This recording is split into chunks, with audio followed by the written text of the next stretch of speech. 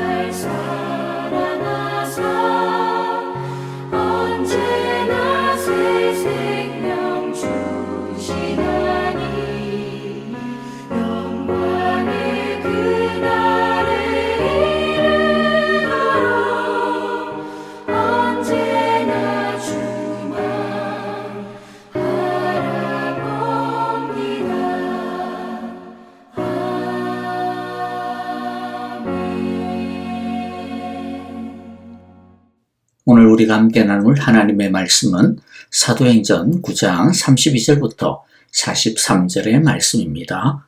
같이 읽어보겠습니다. 베드로는 사방을 두루 다니다가 후르다에 내려가서 거기에 사는 성도들도 방문하였다. 거기서 그는 8년 동안이나 중풍병으로 자리에 누워있는 애니야라는 사람을 만났다. 베드로가 그에게 애니야여, 예수 그리스도께서 그대를 고쳐주십니다. 일어나서 자리를 정돈하시오 하고 말하니 그는 곧 일어났다. 룻다와 샤론에 사는 모든 사람이 그를 보고 주님께로 돌아왔다.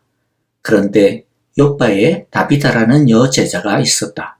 그 이름은 그리스 말로 번역하면 도르가인데 이 여자는 착한 일과 구제 사업을 많이 하는 사람이었다. 그 무렵에 이 여자가 병이 들어서 죽었다. 그래서 사람들이 그의 시신을 씻겨서 다락방에 두었다. 룻다는 욥바에서 가까운 곳이다. 제자들이 베드로가 룻다에 있다는 말을 듣고 두 사람을 그에게로 보내서 지체하지 말고 와달라고 간청하였다.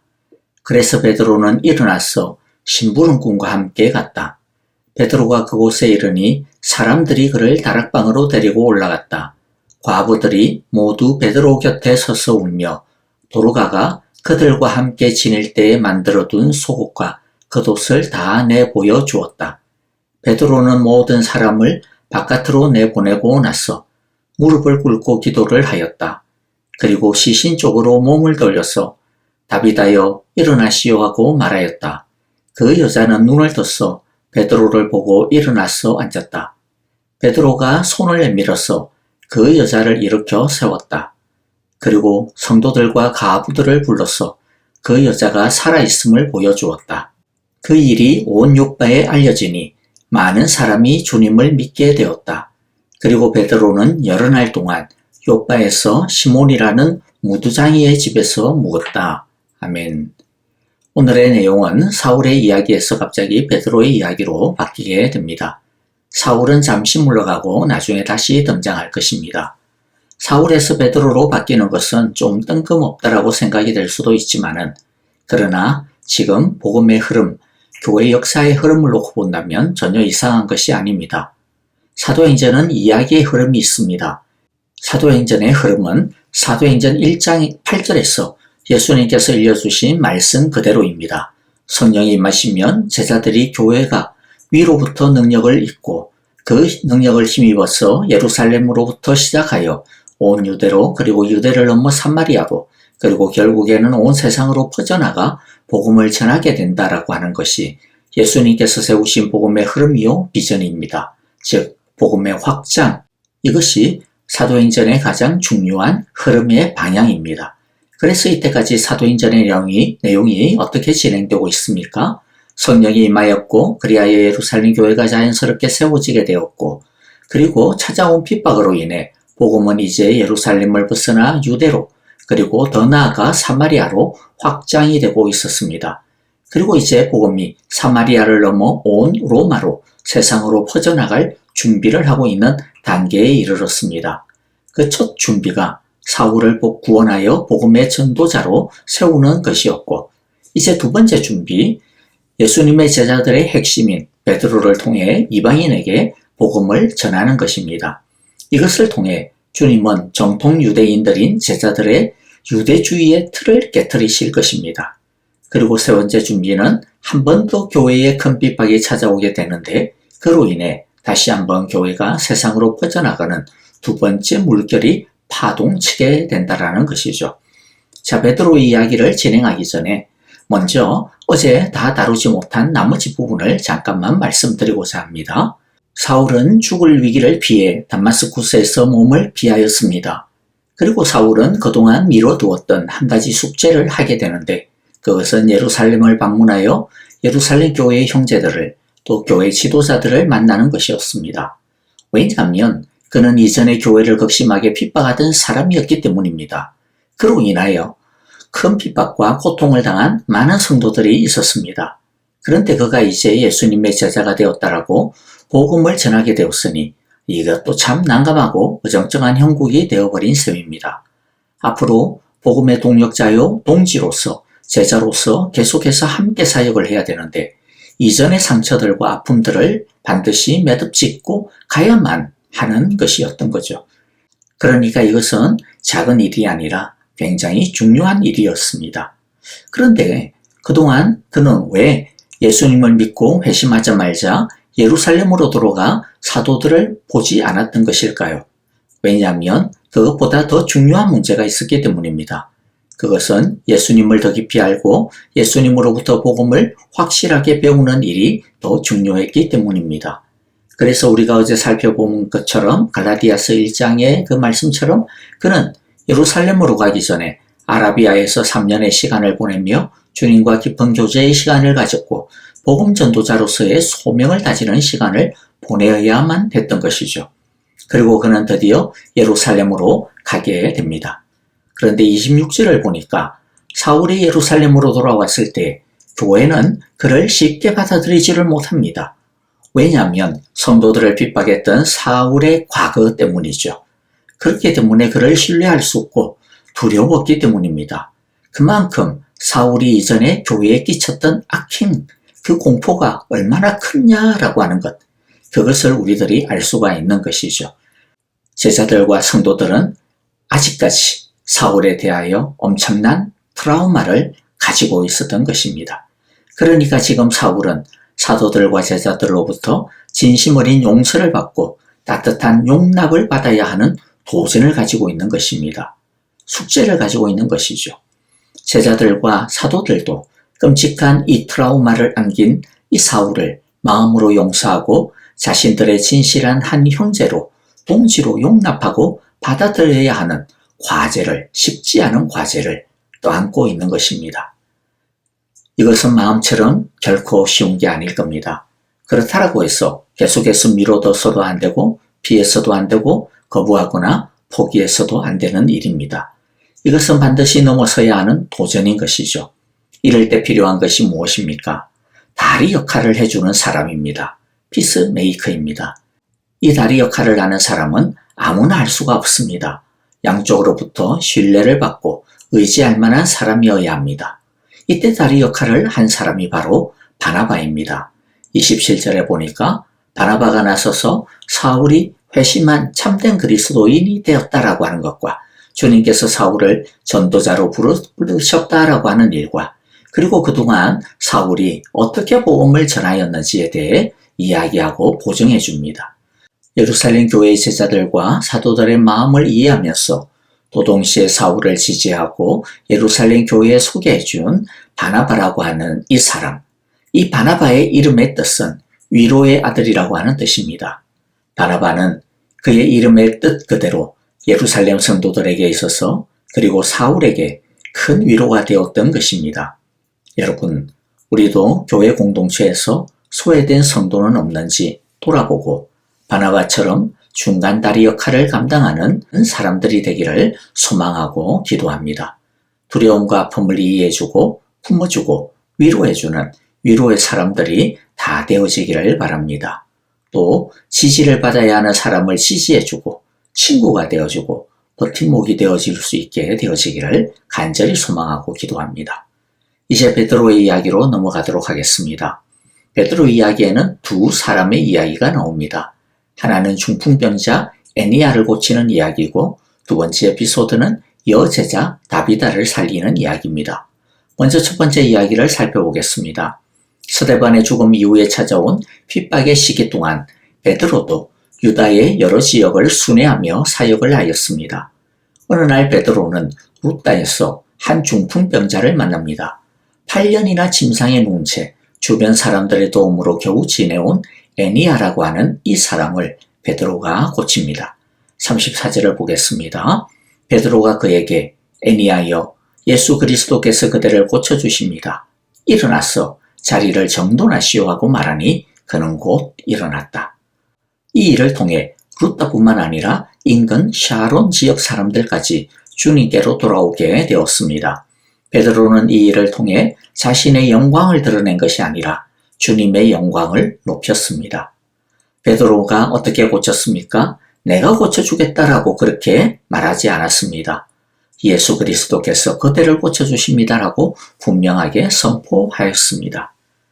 그렇게 함으로써 예수님이 치유자요, 예수님이 구원자이심을 분명히 알게 하였던 것이죠. 이처럼 우리는 무엇을 하더라도 내가 주인공이 되어서는 안 됩니다. 자신을 드러내지 않고 예수님이 하신다라고 모든 영광을 주님께 돌려야 합니다.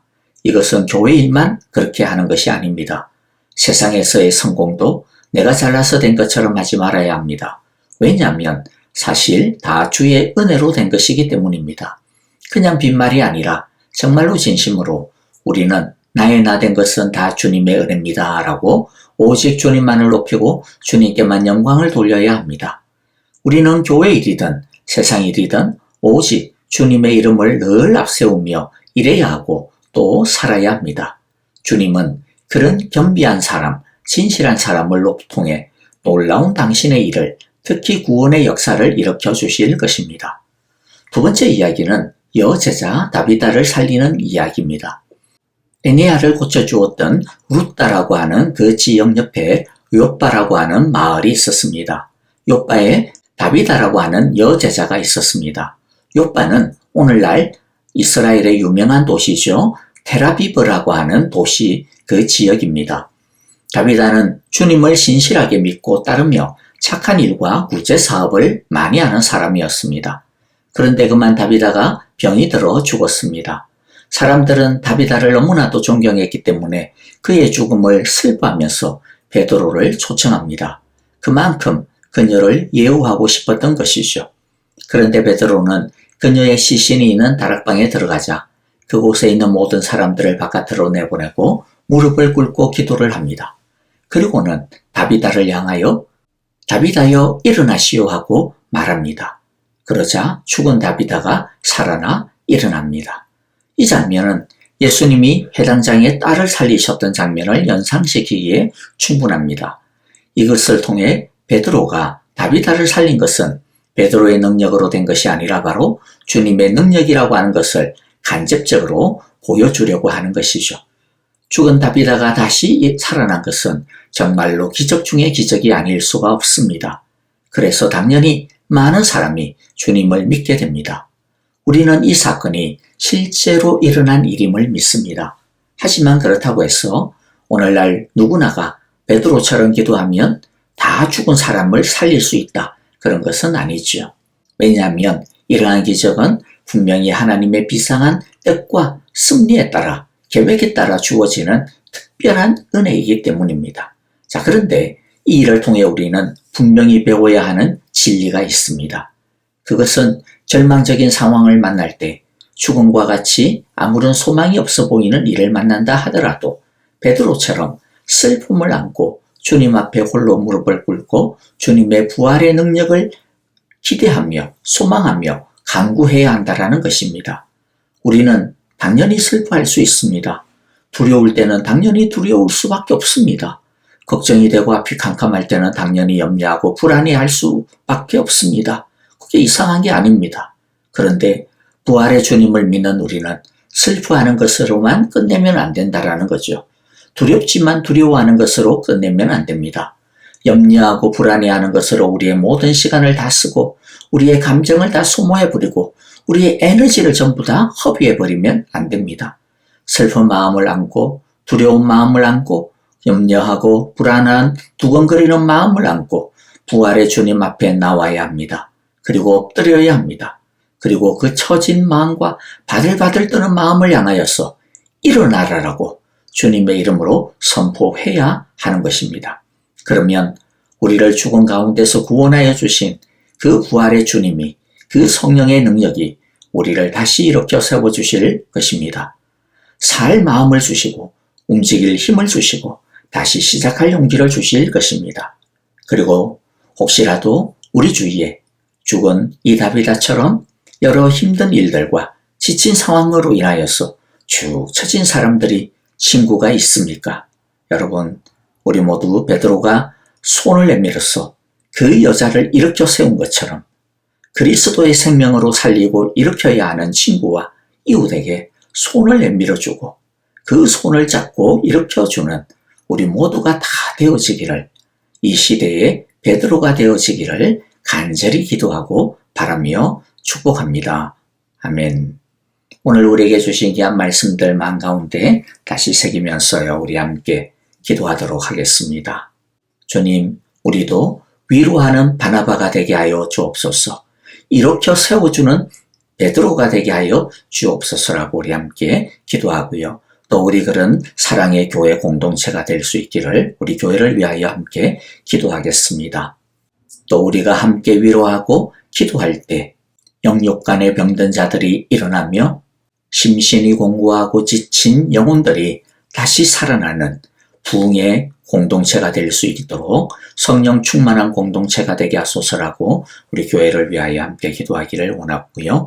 우리 성도님들을 위하여 서로 사랑으로 기도합니다. 특별히 우리 앞이신 성도님들, 전정자 집사님, 지수영 집사님, 그리고 또 김정숙 권사님을 위하여서 회복을 위하여 기도해 주시고요. 또 우리 조창준 장로님의 치유를 위하여서도 기도해 주시기를 바랍니다. 선교사님과 가정을 위하여, 사역과 교회를 위하여서 우리 함께 기도합시다. 찬양하며 기도하겠습니다.